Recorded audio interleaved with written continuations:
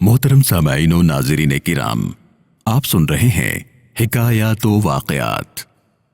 مؤلف ہیں فضیلت الشیخ مولانا محمد ناظم اشرف صاحب حفظہ اللہ تعالی، استاذ الحدیث، جامعہ اشرفیہ لاہور، پاکستان۔ قاضی صاحب، شراب حرام کیوں ہے؟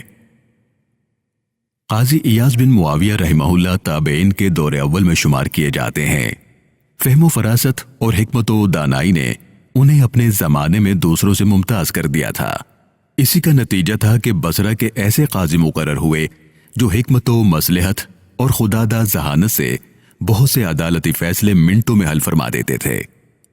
جب آپ کے علمی و فکری چرچے ملک میں عام ہونے لگے تو اہل علم و فضل کے علاوہ عامت الناس کا بھی ہجوم ہونے لگا۔ اس ہجوم میں دو قسم کے لوگ ہوا کرتے تھے۔ ایک طبقہ تو وہ تھا جو علم دین حاصل کرنے کے لیے ہمہ وقت حاضر باش رہتا، اور بعض دوسرے وہ تھے جو قاضی ایاز سے بحث و مباحثہ کرنے اور ان کو پریشان کرنے کے لیے مختلف عنوان سے آتے اور سوالات کرتے۔ ایک دن قاضی ایاز کی مجلس میں ایک دیہاتی آیا اور پوچھا کہ شراب کے حرام ہونے کی کیا عقلی دلیل ہے، جبکہ وہ پاک اور حلال پھلوں سے تیار کی جاتی ہے۔ اس میں انگور، کھجور اور پانی کے سوا اور کوئی چیز نہیں ہوتی، یہ سب چیزیں تو حلال ہیں۔ قاضی ایاز نے اس دیہاتی سے پوچھا کہ تمہاری بات ختم ہو گئی یا ابھی کچھ باقی ہے؟ اس نے کہا بس اور کچھ نہیں۔ قاضی ایاز نے اپنی فہم و فراست سے کام لیتے ہوئے اس دیہاتی سے کہا کہ پہلے میرے چند سوالات کا جواب دو، پھر میں تمہارے سوال کا جواب دوں گا۔ پہلا سوال یہ ہے کہ اگر میں مٹھی بھر پانی تمہارے چہرے پر ماروں تو کیا تمہیں تکلیف ہوگی؟ دیہاتی نے کہا کہ ہرگز نہیں۔ دوسرا سوال یہ ہے کہ اگر میں مٹھی بھر خاک ماروں تو کیا زخم آئے گا؟ دیہاتی بولا کہ نہیں۔ تیسرا سوال یہ ہے کہ اگر میں مٹھی بھر تنکے ماروں تو کیا چہرہ زخمی ہوگا؟ دیہاتی نے کہا کہ نہیں۔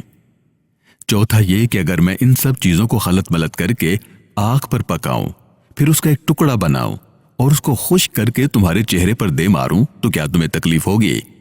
اس نے کہا پھر تو میں مر ہی جاؤں گا اور آپ کے لیے ایسا کرنا حرام ہوگا۔ قاضی ایاز رحمہ اللہ نے کہا کہ شراب کے حرام ہونے کی بھی یہی دلیل ہے کہ جب اس کے سارے پاک اجزاء ملا دیے جاتے ہیں اور اس کا خمیر تیار کیا جاتا ہے تو اس میں نشہ پیدا ہو جاتا ہے، پھر وہ سب پاک اور حلال اجزاء حرام ہو جاتے ہیں۔ قاضی ایاز رحمہ اللہ کی اس آسان فہم تفہیم پر اطمینان محسوس کیے بغیر اس دیہاتی کے پاس کوئی چارہ نہیں تھا۔ والسلام علیکم ورحمۃ اللہ تعالی وبرکاتہ۔